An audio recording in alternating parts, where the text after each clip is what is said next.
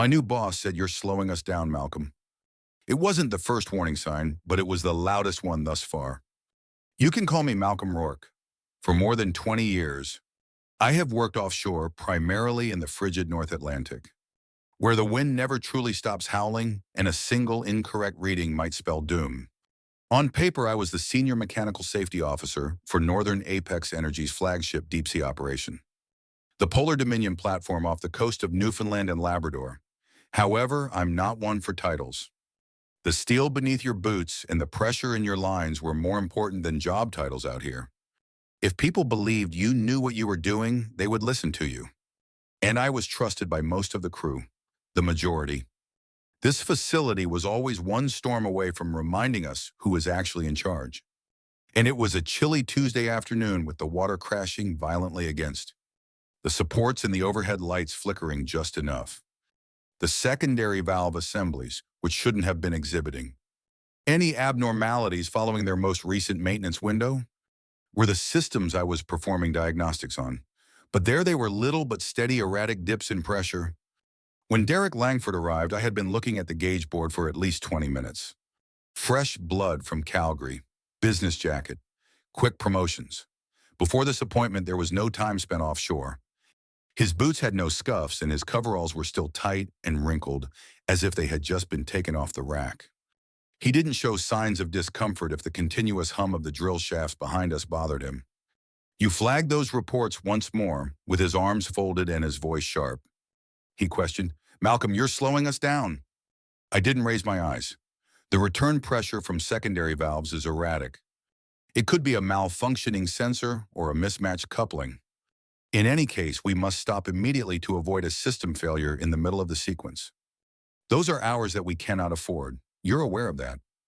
His voice carried the same tone of danger and urgency that I've been hearing a lot recently. We are 3 units behind. Every 12 hours, corporate requests progress reports.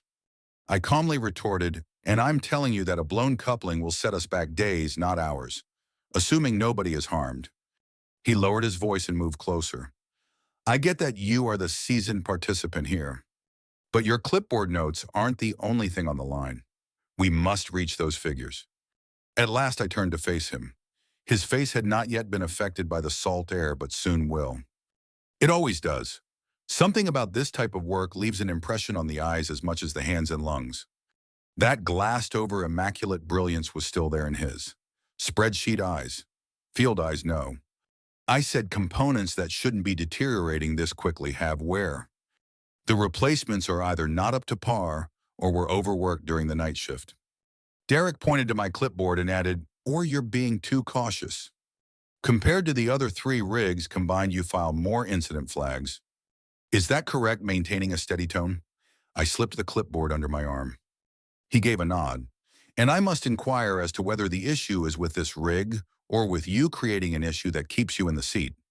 I took a while to reply, simply watched him while standing there.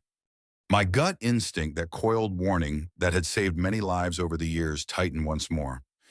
There was a problem. It had been growing inside me for weeks like gradual pressure behind a broken seal. I turned back to the gauges and said, by the end of the shift, I'll have the report on your desk.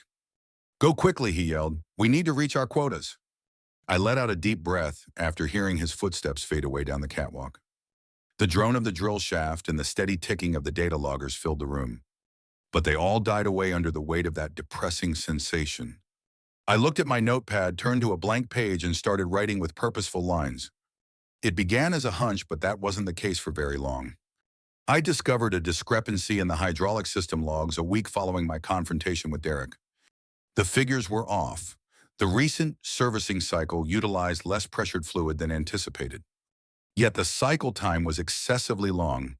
Years ago, seeing a separate rig that employed third-party parts to cut costs, I had already observed this pattern. A medevac and a burst valve marked the end of that job. I didn't want to see the same thing happen again. When my shift was over, I went to the archives.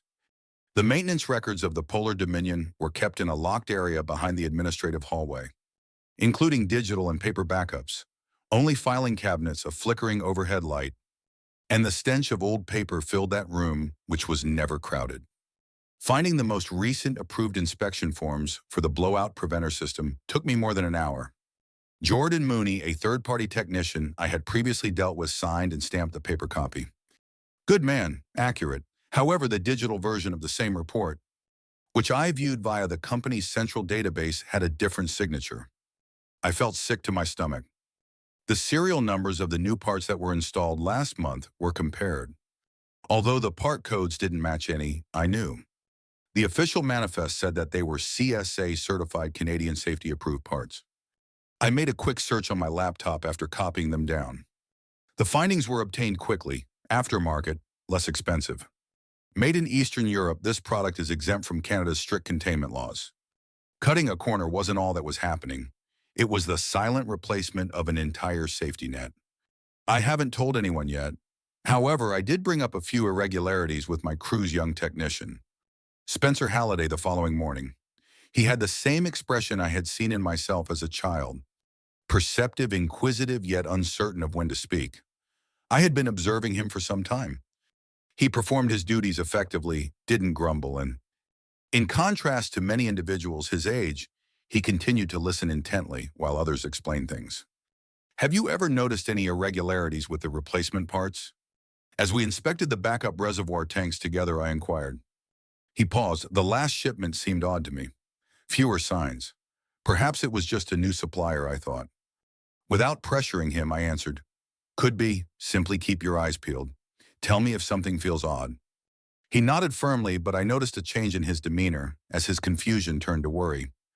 I went over the emails I had sent to Gary McAllister prior to his departure from the company that evening.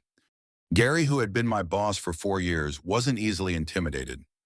However, his final communication sent a few days prior to his early retirement sounded anxious. One email said, "Malcolm, they're moving fast. Don't exert too much pressure. Simply keep a record of everything. That is what they are unable to remove." I took out a hardbound notepad and began writing the sound of his speech crystal clear in my mind. Every anomaly, each and every replacement code, each time a step was omitted or a portion was not confirmed. Raising a flag was no longer sufficient. I needed a trail that they couldn't destroy. Spencer came up to me in silence on the upper catwalk the following day. Before he spoke, he glanced around. He said they've started turning off the early warning alarms. Said that they are overly sensitive, causing erroneous positive results. I tightened my jaw. Who informed you of that? Langford instructed night workers to turn off the pressure thresholds. I took a while to reply. I simply gazed out at the infinite gray expanse of the frozen water, which seemed hardly different from the sky above. I didn't feel cold even though the wind blew about us. I sensed something more, something much more substantial. Later that shift, I returned to the engine room and looked over the logs. It was true that the alarm levels have been lowered by more than 30%. The system wouldn't even detect a real rise until it was too late if it happened right now. I looked down at the page's corner as I filed my end-of-day report. Just below the incident narrative, I scribbled 2 brief but incisive words in the margins. The hammer eventually fell on a Thursday. All morning, the platform had been running hot.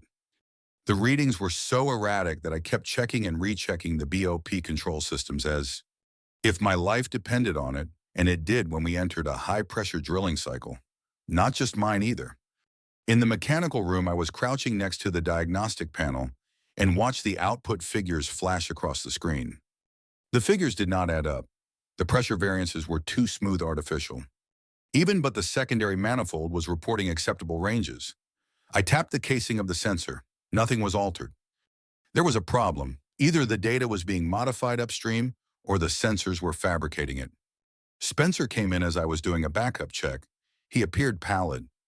"Last night they made another calibration adjustment," he muttered. "The drill depth is the same. Increased pressure, no second cooldown cycle." My fingers hesitated on the keys. Was Langford involved? He lowered his voice and nodded. He personally approved the override. Claimed that the system was working properly and that we only needed to get back on schedule. That was the last straw. I didn't speak louder. No meeting was called by me. All I had to do was launch the operations terminal, set the blowout preventer into a Category 2 diagnostic lockdown, and submit the system for required recalibration.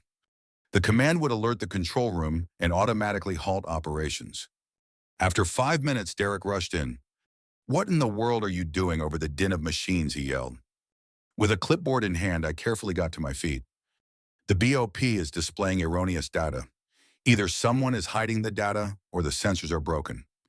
I'm requesting a manual inspection and flagging the system. You don't have the authority to stop the system. Yes, I am. Northern Apex Safety Operations Manual, page 4, Clause 8. Any top security guard who believes someone is tampering. You're finished, he yelled. Would you like to pull rank? All right, I'll pull yours. Prepare your equipment. You're leaving here on the 16 Yo helicopter. I didn't bat an eyelid, but he was trembling with anger. Since the day I spotted that first phony signature, I had been anticipating this moment. Some of the crew had gathered behind him. Nobody spoke. Nobody had to. I handed the clipboard to Spencer as I turned to face him. Full workup. I announced, record each disparity, make use of the duplicate logbooks, hold on to a copy. A finger was thrust into my chest by Derek. Do you consider yourself a hero? You consider yourself a martyr because of this. I believe this indicates that I am a night owl. Without saying another thing, I left. My locker had already been marked for deactivation when I arrived at my apartments. I packed quietly, bringing only a bag, my own logbooks, and a little wooden box with my first offshore clearance badge from 2002 and a few old crew photos. When I spotted it, I stopped. It was intact, if faded and somewhat fractured. Back then, my hair had been darker. My eyes are less fatigued. Spencer slipped through the door as I was zipping up the bag. At first, he remained silent. He reached into his jacket pocket and gently closed the door. He produced a tiny USB disk and extended it towards me. What is it? I inquired. Video file, he said in a whisper. Crew meeting for the night shift. I accidentally discovered it while looking through maintenance footage. During the high-pressure run last week, Langford instructed them to avoid using the secondary shutoff valve. With my heart pounding like a postponed aftershock, I gazed at the drive. Are you certain it's obvious? He gave a nod. Everything is audible to you. He made no effort to conceal it. I tried not to show the weight of what he had just handed me by taking the USB with steady hands. I didn't give this to you, he continued. Comprehensive. He nodded to me quietly and sharply and slipped back out into the hallway. The familiar buzz of the mainland was a startling contrast to the rhythmic thunder of life offshore when I sat in a rented apartment back in St. John's hours later. Unopened, the USB device was sitting next to my PC. After staring at it for a while, I plugged it in. The auto-loaded file had clear audio, a timestamp, and fuzzy video. Shut it off, Langford's voice echoed. The pressure will remain constant. It's overkill anyhow, so just override the valve. I pressed the pause button. Despite being cold, my hands were steady. After getting fired, the majority of people calmed down. Instead, I increased the heat to its maximum setting. I didn't sleep the day following returning to St. John's. I didn't bother to unpack at all. My body was still pulsing with the offshore pace where every minute was supposed to count and every hour was recorded. I had no justification for not acting now that the USB from Spencer was burning a hole in my desk drawer. I began by going over the video again. It was clear but unsteady. The timestamp coincided with a surge incident that I had noted in my personal notes but never reported. Derek's voice was distinct despite the terrible sound quality. Turn it off. The pressure will remain constant. It's overkill anyhow, so just override the valve. There it was, proof of criminal carelessness, the kind that might result in death, the kind that might at last make someone pay attention. For the following 2 hours, I compiled all of the logs I had kept for the previous 6 weeks. Printouts of supplier, part codes that didn't adhere to CSA regulations, field comments, pressure reports, and images of modified inspection files. After that, I connected an external drive and made a copy of everything, including the folders, pictures, and documents that I had annotated with little handwritten stars in the corners. I sent the first email that morning. It was sent to Northern Apex Energy's Human Resources Department's general mailbox. An official complaint with the obvious subject line, Urgent Safety Violations, Polar Dominion Platform. The body was succinct and polished. I've included the video and the documentation. I waited after that. After 24 hours, I received a response. It's from their legal department, not HR. Greetings, Mr. Rourke. We've looked into your complaint and carried out an internal investigation. According to our research, Polar Dominion operations are within reasonable safety bounds. A pattern of procedural interruption led to your termination. Any additional correspondence that contains unsubstantiated or disparaging claims could lead to legal action. Regards, Unauthorized Durham, Macker Janice L., attorney for Northern Apex Energy. I read it twice. I read it again after that. My hands remained steady. I simply took a deep breath, relaxed, and let the realization to sink in they were going to bury it. As they had done with Gary, they had done the same to other voices I never had the opportunity to meet. I wasn't finished, though. I grabbed my phone and dialed the Energy and Environmental Safety Board of Canada. I was familiar with the standard protocol. For years, I had been sending them regular reports. However, this was not like the others. This was escalation, not protocol. I finally found a woman named Shelley after 5 minutes of call transfers. And she listened graciously as I stated why I was calling. I was just let go from the Polar Dominion platform as a safety officer.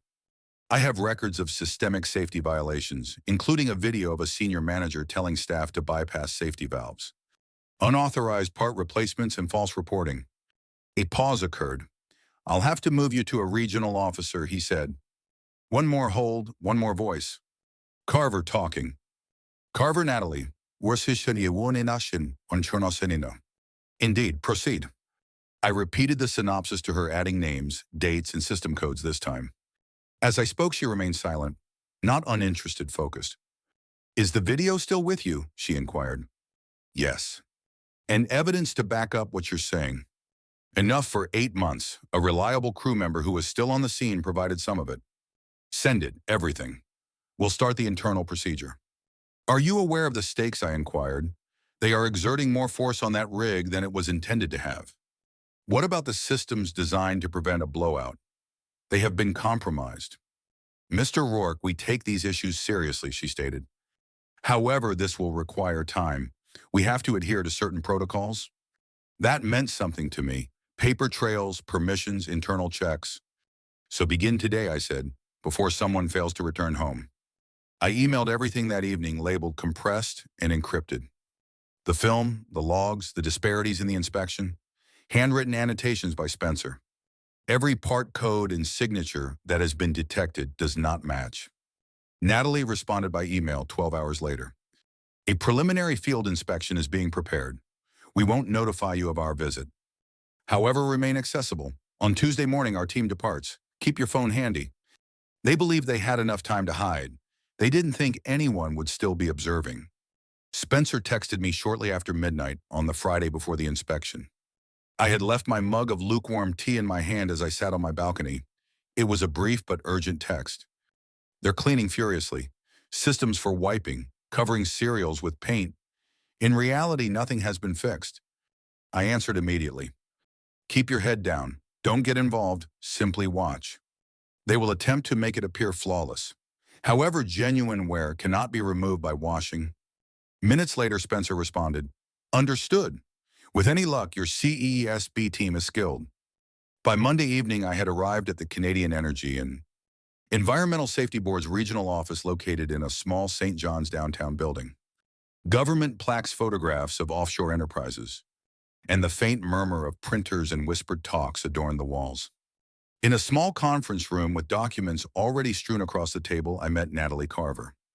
"Our team will deploy tomorrow at 6 GIO 30-foot, she stated. The typical flight manifest. Platform leadership has not been given any advance notification." "Well," I said, nodding, "they'll conceal everything if they know you're coming." She went on to say Langford is already suspicious. "Last Thursday, our director received a message from Northern Apex's legal department asking if CESB had any active compliance reviews scheduled." "What did you say to them?" "That a regular review of regional systems is being carried out. It's not a lie." She bent over. "Marcus Annoni is the lead field officer for us.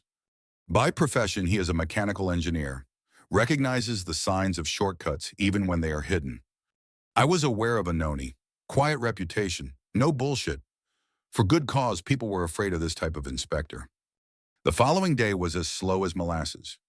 I was prohibited from entering the location and was unable to speak with the field team directly. I sat in Natalie's office and waited, checking my phone every few minutes while it was on the desk.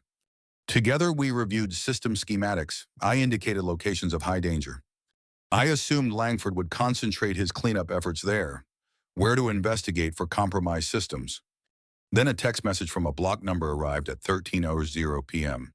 BOP didn't pass the spot check. The system is in a loop of bypass. Marcus is asking for a complete audit of compliance. Langford is going crazy. I showed Natalie the screen. Her lips formed a stern line as she nodded. Anoni is a specialist in the field. He has discovered something significant if he is broadening the scope. The 2 hours that followed were tense. Occasionally, Natalie would answer a call from the field crew taking notes without commenting. All I could do was sit there and picture what was happening on the rig.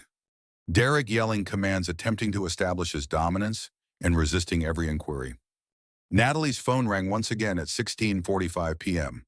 After responding with a curt Carver speaking, she remained silent for almost 5 minutes, just nodded and scribbled here and there. Finally, she turned to face me and hung up. They've discovered enough to warrant a level 3 evaluation.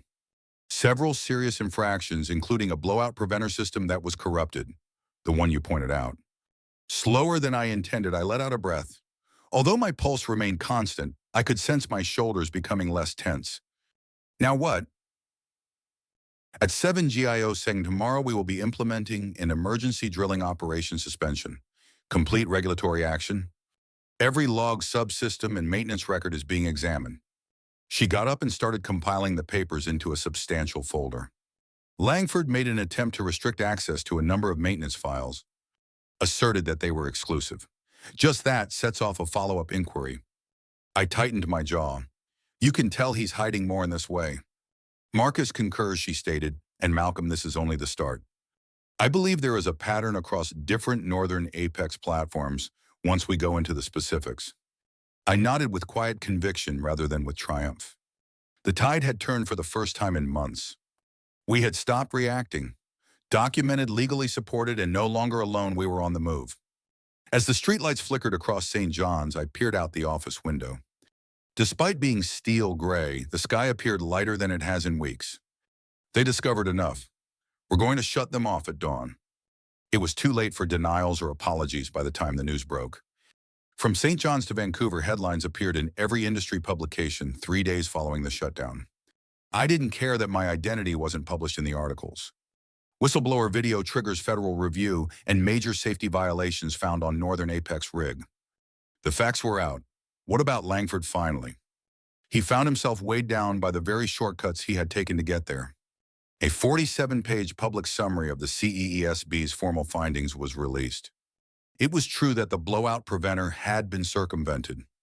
There were 3 different pressure systems with fictitious thresholds. The CSA certification for replacement parts was unsuccessful. Even the maintenance logs had been altered, with signatures falsified and entries copied and pasted over weeks. At every stage, Langford had fought the examination. He quarreled. He got in the way. Then he snapped. The video that Spencer had taken was what finally sealed the deal. That video was shown on a big screen in front of a crowded room of media, safety officers, and government representatives during the formal hearing in Ottawa. The room echoed with Langford's voice. Shut it off. The pressure will remain constant. It's overkill anyhow, so just override the valve. There was a deafening silence afterwards. I sat close to the back and saw him fall apart right there. His face lost its hue. His attorney leaned forward and said something incoherently. He never looked up after he looked down. The CEESB team was addressed by the panel chair. Is this a singular occurrence? As calm as ever, Natalie Carver stood. No chair, madam. Evidence of comparable practices has been discovered on 2 other Northern Apex energy platforms. We've started looking into every Atlantic operation in parallel. The system was designed that way. It wasn't flawed. Everyone agreed on the decision. Langford's engineering license was revoked. In addition to being fined $150 million, Northern Apex Energy was prohibited from conducting offshore operations for 18 months while system-wide reforms were being implemented. And the platform of Polar Dominion ceased operations permanently. Later, with her folder tucked under one arm, Natalie greeted me in the foyer. Malcolm, you did well, she said. I simply didn't want to be the person who knew I could have prevented a blowout after reading about it in the paper. She gave a nod. You weren't. You put an end to it. 3 months later, I was standing on the deck of Blue Ridge Horizon, a cleaner, newer platform that was operated by a smaller company that had immediately contacted me following the release of the CESB study. They provided me with autonomy in addition to a career. Complete control over their safety compliance department. Complete autonomy to start over while rebuilding protocols. However, I had a requirement. I choose my squad. My first call was to Spencer. 3 more followed, men who had silently supported me through it all. Even though it would have been safer, neither of them had turned away. They now stood next to me in the training room facing our first round of new hires, which included oil hands in their second careers, green technologists, and a few recent college graduates who were still attempting to get over their classroom preconceptions. I took a step forward. No PowerPoint. Avoid using jargon. I introduced myself as Malcolm Rourke. I have been employed overseas for more than 20 years. I have witnessed successful outcomes. I've witnessed mishaps. And I've discovered that people, not equipment, are typically what make a difference. A few of them stood up straight. Others, not knowing where I was heading, simply listened. I was let go because I pointed out a flaw in the system. The same system almost didn't work. The guy who gave the shortcut orders, he is no longer employed in this field. The business, it will take years for them to reconstruct. I stopped. Minor errors don't stay minor out here. The last line of defense is you. The manuals know, not Calgary's brass. You. Quiet. Then someone in the back row raised a hand. A young man about 23 who had just graduated from Memorial University. I take it you're that Malcolm Rourke, the individual who... I nodded and softly interrupted him. I just executed my duties. Standing your ground, especially when no one seems to be listening, is incredibly humbling. I can still feel the weight of rejection and the loneliness of speaking up when it was easier to be quiet. And I will always remember the silent joy of witnessing truth triumph over power. This was only one tale. However, I am aware that there are innumerable others, people who have been disregarded, questioned, or penalized for acting morally. I hope this serves as a reminder that you are not alone, and that your voice means more than you may realize if you are experiencing something similar. Being morally upright doesn't always translate into popularity. However, it will make you strong if you have patience and a plan. I appreciate you taking the time to read this tale. Share this with someone who needs to hear it. Subscribe for more, and leave a 1 in the comments if it had any meaning for you. Additionally, don't be scared to share your own story if you have one. We're paying attention.